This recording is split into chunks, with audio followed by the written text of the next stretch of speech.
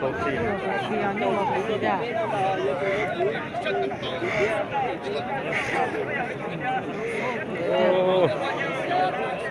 Trang để nhiều tí rồi đấy nó rồi.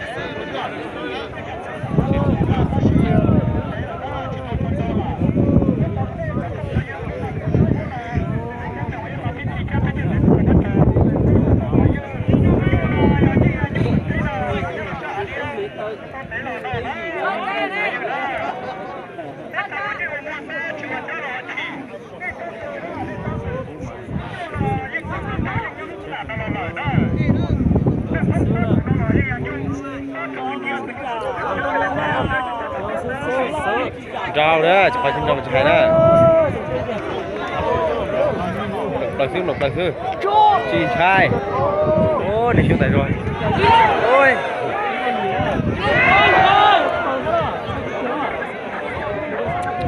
Đi một cái nè.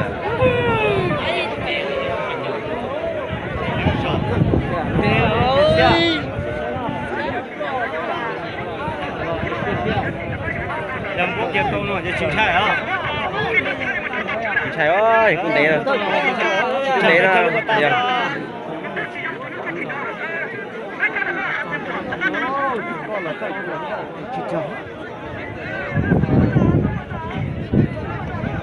Chả nói tôi lũ hả? Lên lũ trên lên đúng hả?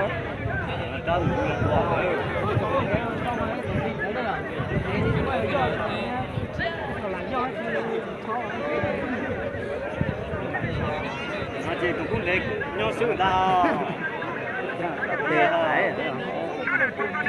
Cũng thế nữa thâu cả hồn ra chỉ lấy tôi này muốn chỉ lấy đâu. Dạ, chúng ta để chị có chân gì cũng chân là hào nữa nè.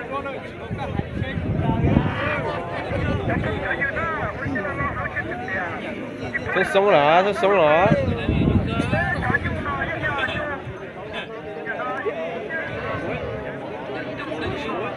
Buồn hồn hả? Bố này nó cũng không kìa đây. Ô nâng đi tả luôn. Chân có to.